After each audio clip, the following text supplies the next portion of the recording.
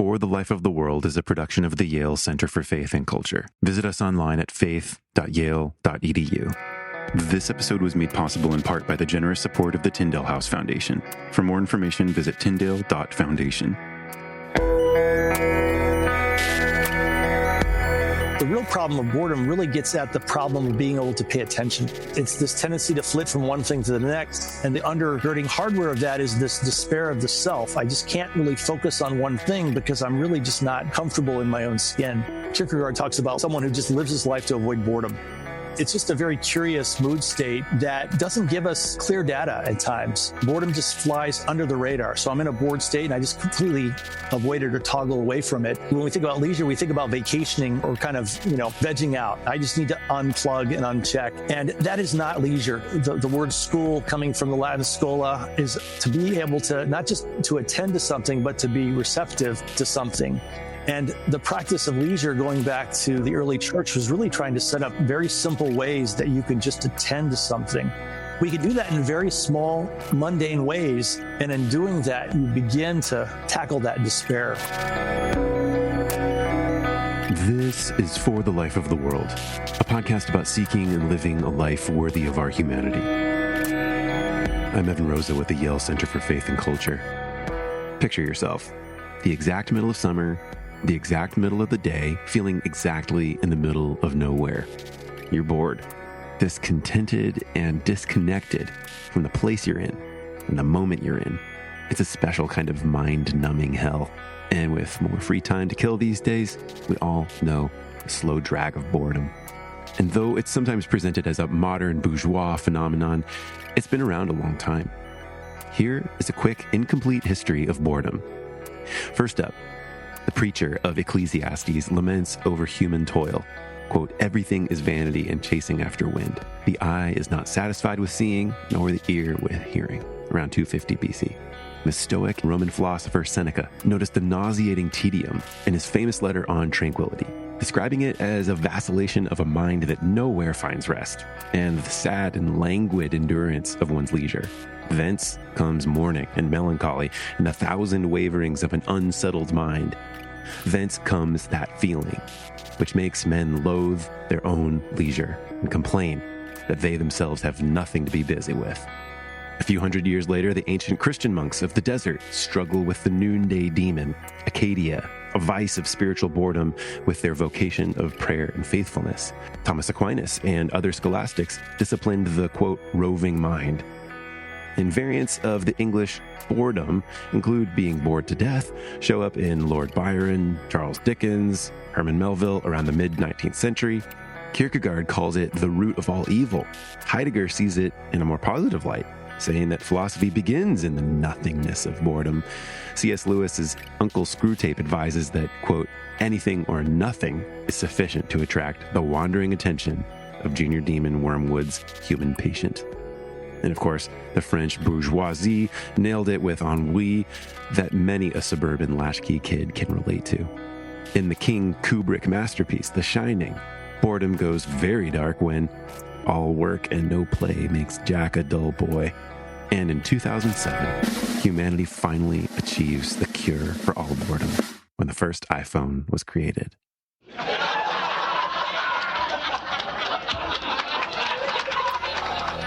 Just kidding. Well, today we're hoping to do much more than entertain you with a bit of boredom. My colleague at the Yale Center for Faith and Culture, Drew Collins, joins me for a conversation with Kevin Gary, professor of education at Valparaiso University and author of Why Boredom Matters: Education, Leisure, and the Quest for a Meaningful Life.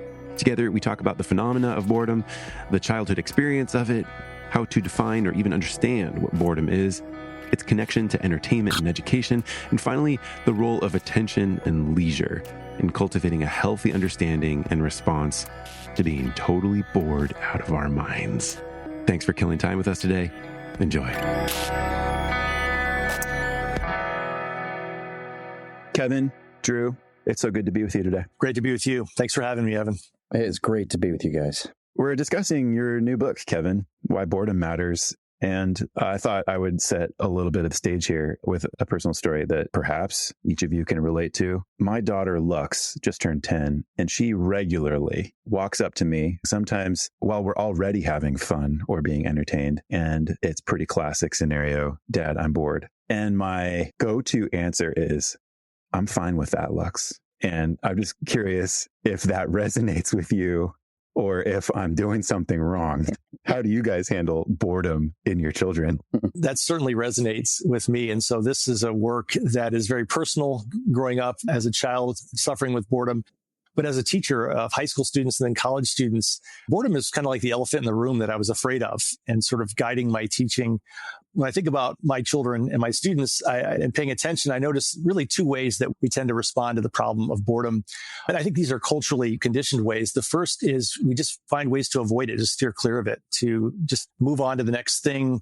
And I think the smartphone is perhaps the most iconic device that we've created for doing that very thing. And so avoidance is the number one response. And then the second response, and this kind of speaks to your daughter and your response, is I notice we resign ourselves to boredom. I visit a lot of classrooms. I'm actually a philosopher of education and got to see a lot of classrooms. And I'm always amazed often at just how boring the classes are. And what's striking to me is the students, I kind of expect there to be a revolution. I mean, just given that they're doing such dull worksheet type work. And instead, they just they're complacent. And so there's sort of either avoidance on the one hand, or there's this resignation that there's nothing to be done. It's a boring situation and I just have to accept it. And I think the resignation also stems from the fact sometimes adults, when children will say they're bored, and I don't think you're saying this, Evan, but sometimes adults will say, well, that's life, get used to it. Right. And I find both responses to be very problematic. And instead of avoidance or resignation, what I'm calling for is, what does it look like to really think about this problem, to reflect on it in a thoughtful way? And your response, it sounds like you're going in that direction. What are you going to do with that? Where are you going to go with that? Yeah, we've taken a slightly different approach. I have pretty young kids. I've got a daughter who's 7 and twin boys who are just turned 4. And every morning, without fail, after breakfast, this entire summer, they finish breakfast, and quickly thereafter, they will come up to my wife or to me with the same refrain every single day. I'm bored. And we've currently adopted the approach of treating it as if it's a profanity. So they are not allowed to tell us that they're bored. And that, of course, there are situations where obviously that would not apply. There are, of course, many boring circumstances in which they might find themselves. That's just usually not the case when they tell us that they're bored. They experience themselves as being bored.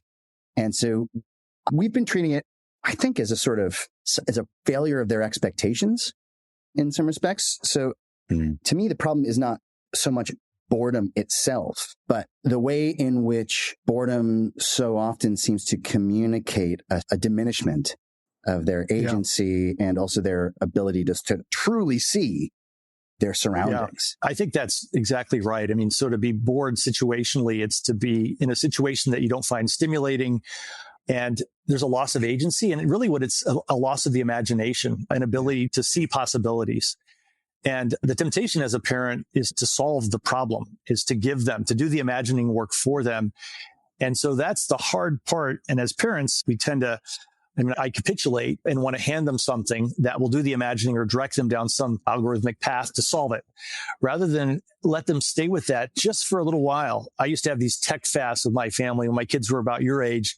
And I was always amazed when we would just say, there's going to be no technology this weekend. And it would be painful, but then it would turn into building forts in the living room with the couch pillows, and just to see the imagination get activated. I think that's what I see. It's just a failure of imagination that happens.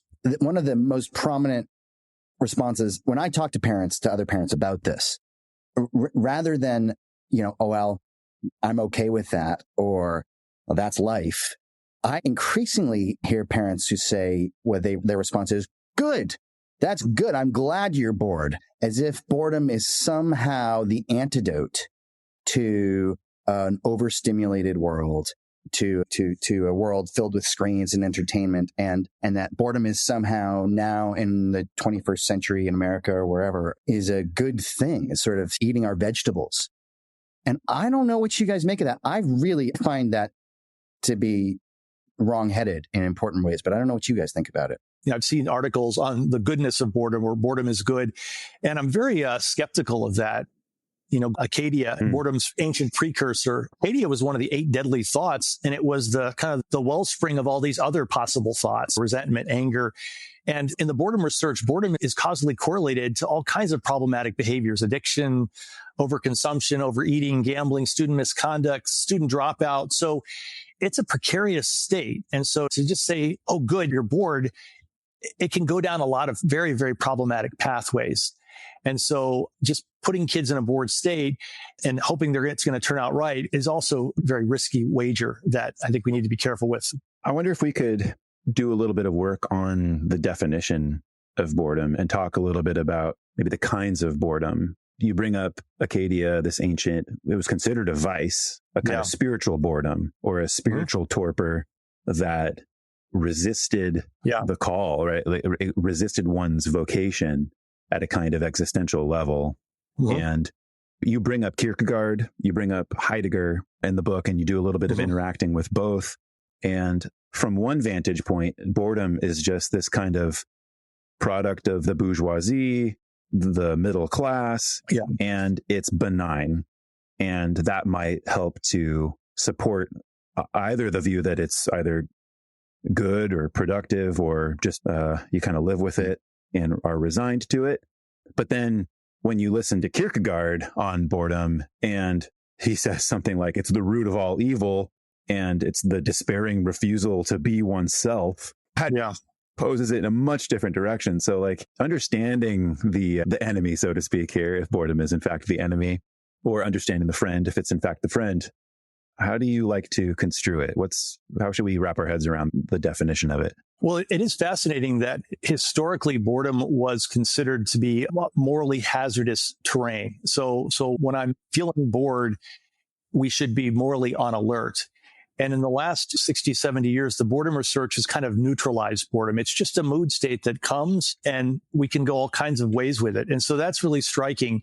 And so in my book, I'm really drawing back to that tradition that that thread that Kierkegaard's pulling on, which is saying, no, there's something morally worrisome about the bored state. In terms of the definition, I mean, situational boredom is being in a situation that's not stimulating. I'm restless because it's not stimulating, and I want to get out of it. But if you're really stuck in it, you don't have agency. You don't know what to do to get out of it. Heidegger makes the distinction, though, between situational and existential. And existential is, quoting Tolstoy, it's a desire for desire. So I'm in a situation that I'm not enjoying, but I don't know what situation will get me out of this deeper malaise. And so existential boredom is a more profound, serious state. But really, the neutralization of boredom, I argue in the book, is very problematic. And so I'm trying to make a case for why we need to be morally on alert. And that's really what Evagrius in the 4th century was calling us to. And so that's where I'm going with it. Yeah. I mean, I tended to think of boredom as a species of alienation. And so there's a sense in which when I or my children or some experiences boredom, they are experiencing a certain form of alienation from their surroundings. There's a sense of which, yes, the place in which they are and the time in which they are holds no promise for them. It's sort of emptied, and their existence is somehow, there's no relationship between themselves, their imagination, and the place and time in which they currently find themselves. And I think, to me, that's important. And Kevin, I know that this is a part of your book as well. I'd love to hear you say more about this.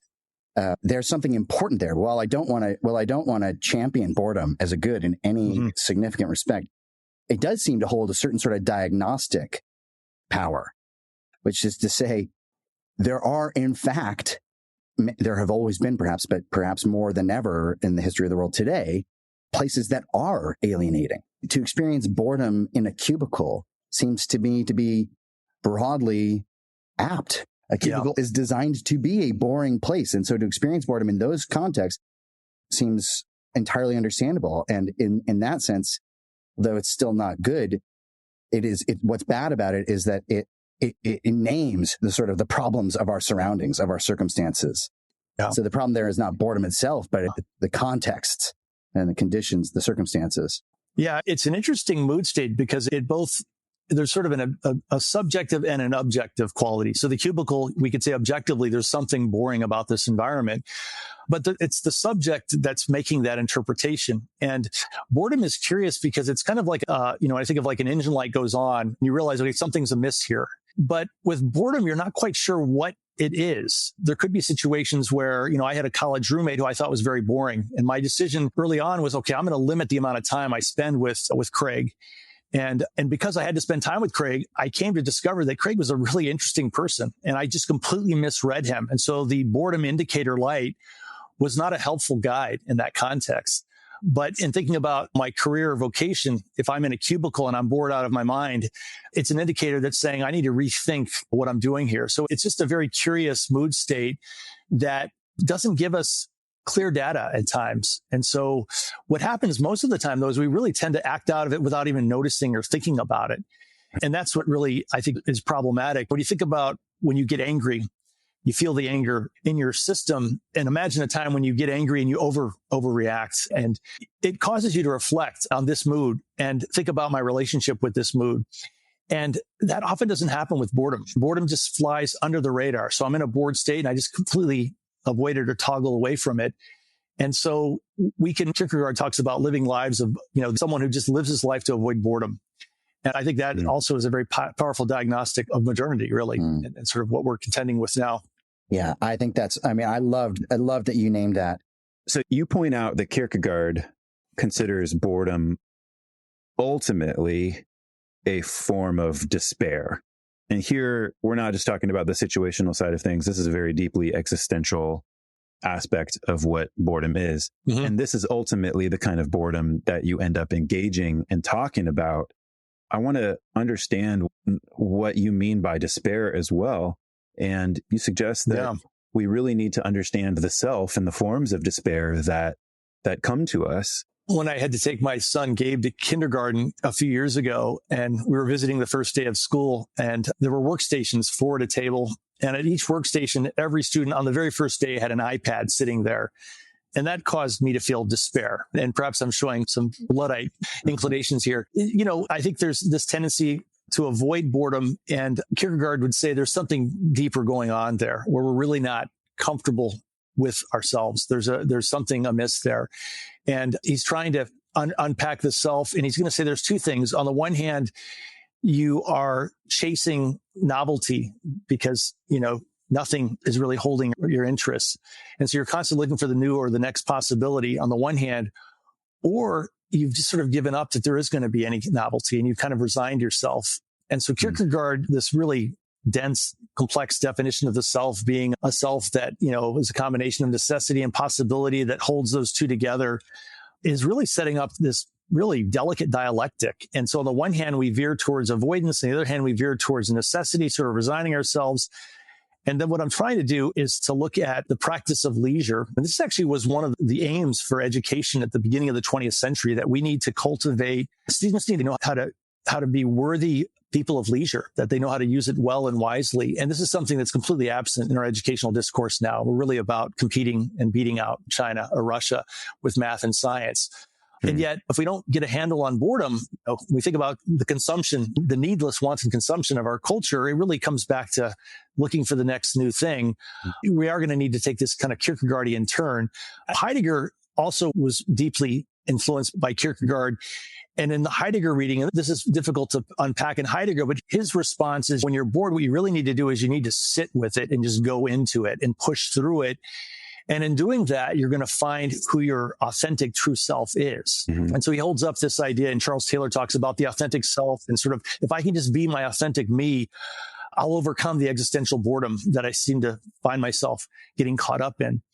And turning to Kierkegaard really doesn't have this idea of an authentic self. The authentic self, he wouldn't call it that, would be the self that's resting transparently in God. And so that's where it gets somewhat opaque in my view. And so what I'm trying to do is draw out an idea or a practice of leisure and just sort of see what that looks like.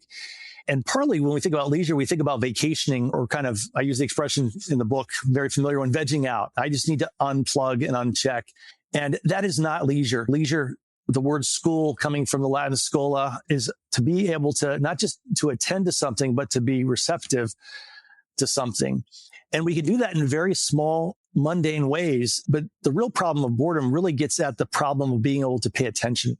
And it's this tendency to flit from one thing to the next. And the undergirding hardware of that is this despair of the self. I just can't really focus on one thing because I'm really just not comfortable in my own skin. And the practice of leisure, going back to the early church, was really trying to set up very simple ways that you can just attend to something. And in doing that, you begin to tackle that despair. That's kind of what I'm trying to get at. But with Kierkegaard is very difficult.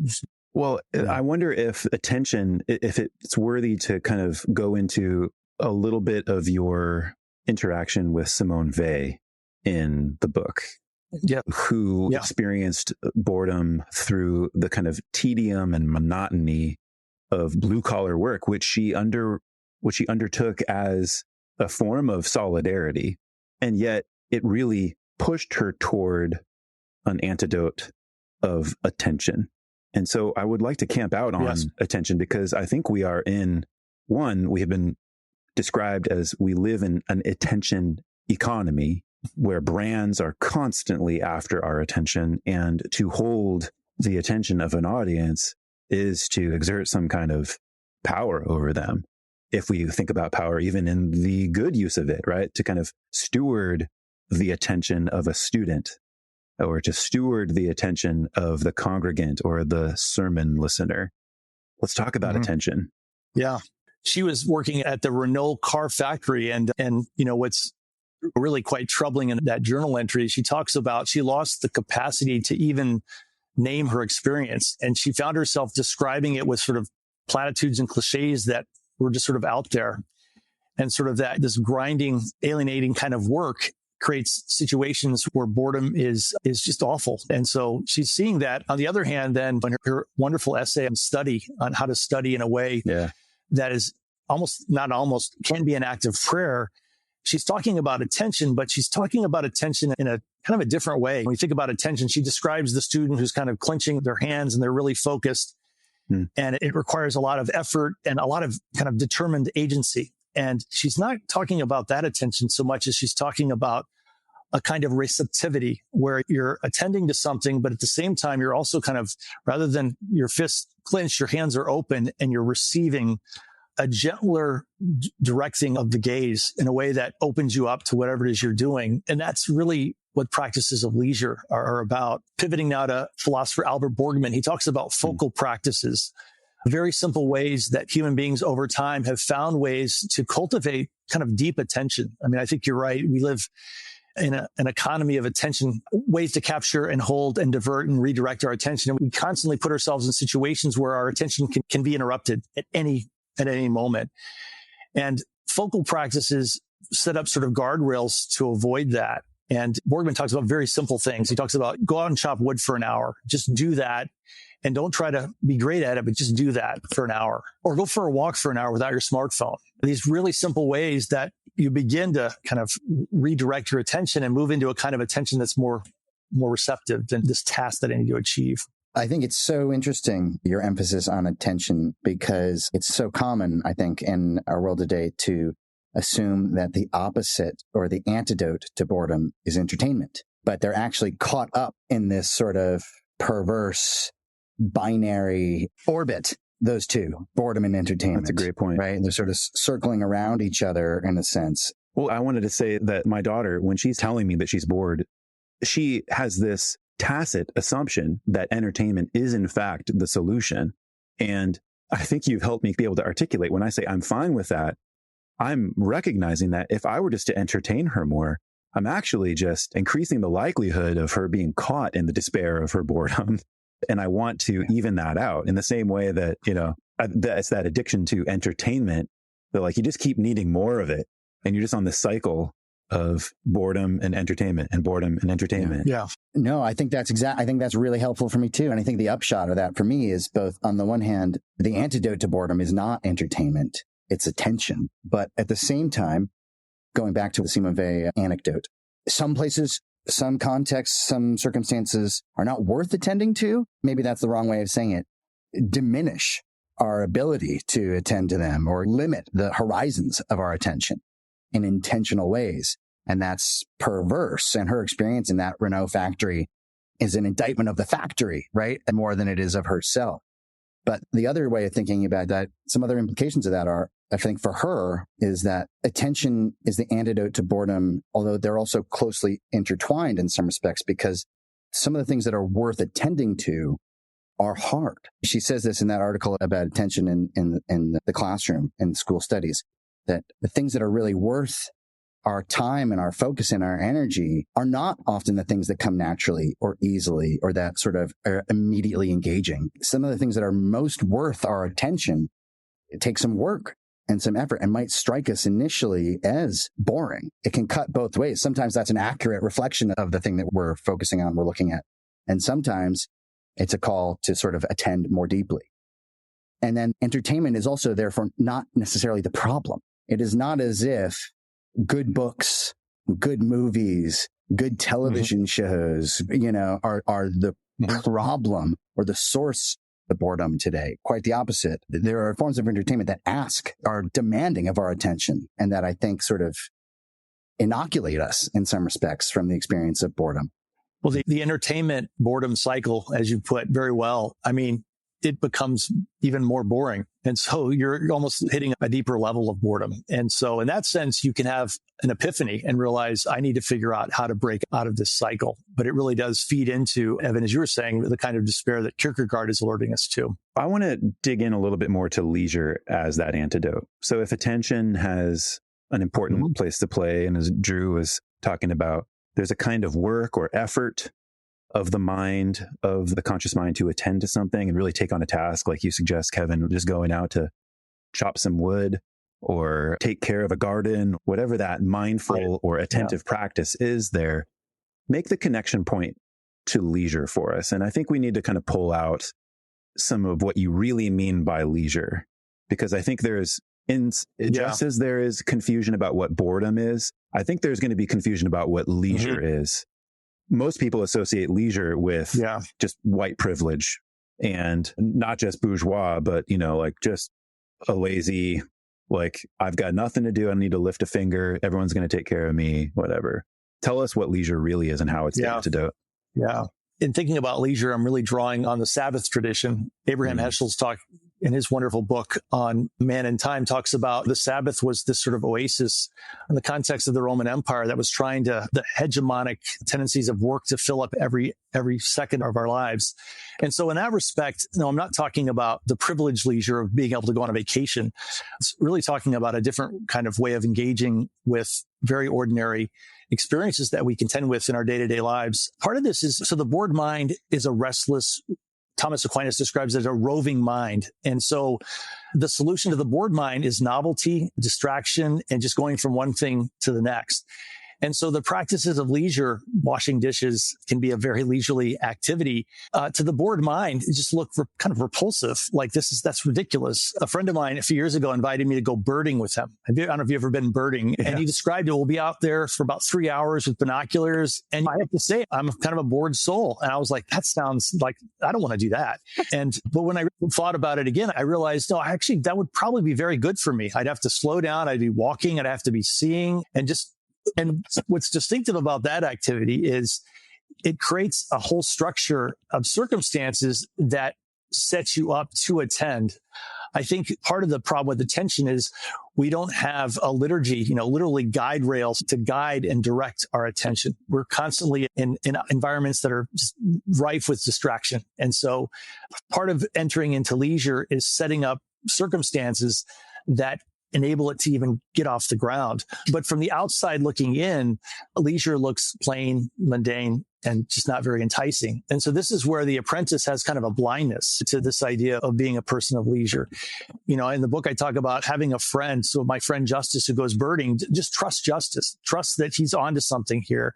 And I just need to be an apprentice and go out and begin to see and experience in a new way. And so entering into leisure is entering into a practice that redirects your attention, but not just in kind of a grasping way, but in a more receptive kind of way. And that's taking the kind of the roving bored mind, really kind of settling or quieting that down. And it can be done in very ordinary ways. I mean, part of the ways we deal with boredom is we do lots of engaging things. We've got hobbies that we can do, but what I'm trying to make a case for in the book is that once the hobby's done, life seems kind of dull and we have to do all the ordinary mundane things. And so to enter into mundane things, you use the word mindful, Evan. I think that's a really good word because I think with boredom avoidance, there's kind of a mindlessness that is happening there. And so leisure is trying to speak to that. Well, one of the things that came up for me, maybe a weird connection, but I started thinking about Gordon Wood, the historian, and his history of the American Revolution and this ideal from the beginning of the founding of America, the United States, that the ideal politician was a man of leisure, essentially a man of independent means. And the reason for that was because they could be disinterested, right? Which is not uninterested, not disengaged, but is able to attend to things free of a certain sort of perverse instrumentalization of them, right? For their own projects and ends. They could sort of let the political debate and the decisions that need to be made, they could attend to them without making them about themselves always. And I wonder if there's a struggle against instrumentalization that you're describing when you talk about leisure as an approach to education in the sciences and maths and things like that. What I hear in what you're saying is there's a certain way of practicing leisure that lets things surprise you, lets things be what they are in a way that you're not always trying to make them do something specific or sort of assert your own program on them. I think that's well said. Alistair McIntyre talks about the intrinsic goods of a practice. So I enjoy doing something and I could get fame or win at some sport, but to partake of the intrinsic goods is to actually kind of be surprised and to recognize, well, I'm really enjoying this, or there's something about this that I'm experiencing here. And being kind of instrumental and goal driven is an anti-leisure state. And so it's partaking of those intrinsic goods, but doing it with in very simple ways as well as a more complex thing. So there's intrinsic goods of chess, but there are intrinsic goods of doing the dishes. And I think the dishes, I tend to just want to get through them and be done with it so I can get on to watching something on Netflix. And so the bored mind is missing an opportunity for leisure. It's going to go on to watch Netflix and continue this cycle. Yeah. I love to fish. And one of the things that I think I've experienced when fishing, especially with people who don't necessarily like to fish, is if you're not catching fish, people often experience that as sort of boring, right? There's you're there to catch fish. Yeah. Any fishing guide will tell you they call it fishing, not catching, for a reason, right? You hope to catch fish, but you're not there to catch fish. That is not the horizon of success necessarily, right? You're there to be in the world in a way and to attend, whether or not it yields the sort of results that you're hoping for. To your point, Evan, about leisure being kind of the privilege of the elite, having resources does not guarantee an experience of leisure. In fact, it can be an impediment because you expect things to be a certain way. And so you're kind of looking towards some end goal and not really attending to what's before you. And so in arguing for leisure, I'm arguing for a good that I think is accessible to more of us than we realize. And a lot of us who could have it are not able or to partake of it, just given the way we're letting ourselves be habituated by cultures of novelty and distraction.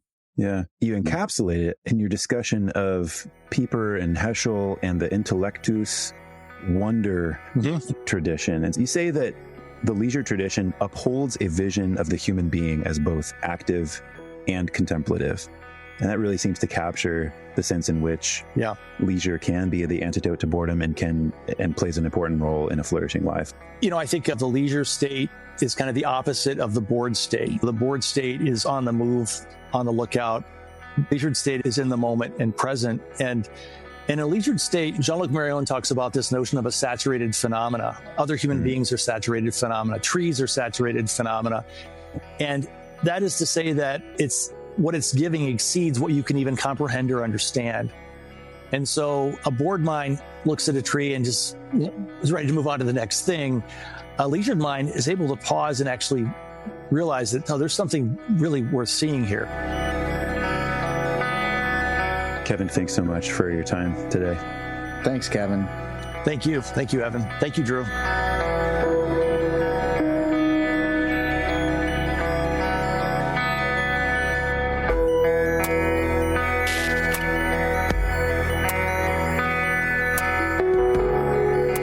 Life of the World is a production of the Yale Center for Faith and Culture at Yale Divinity School. This episode featured Kevin Gary and Drew Collins. Production assistance by Macy Bridge and Logan Ledman. I'm Evan Rosa, and I edit and produce the show. For more information, visit us online at faith.yale.edu. You can find past episodes of the podcast, articles, books, and other educational resources that help people envision and pursue lives worthy of our humanity, including our latest download, What Matters Most, a short illustrated ebook by Miroslav Volf, available only on our website. And to our loyal supporters and faithful listeners, here is a humble request. What if you told a friend about this episode? What if you shared it on social media? We appreciate any support you can offer, including a rating on Apple Podcasts or Spotify, or a short review of the show. We read our views and take them to heart, and we love them because it's your words about what's most meaningful to you. So thanks for listening today, and we'll be back with more next week.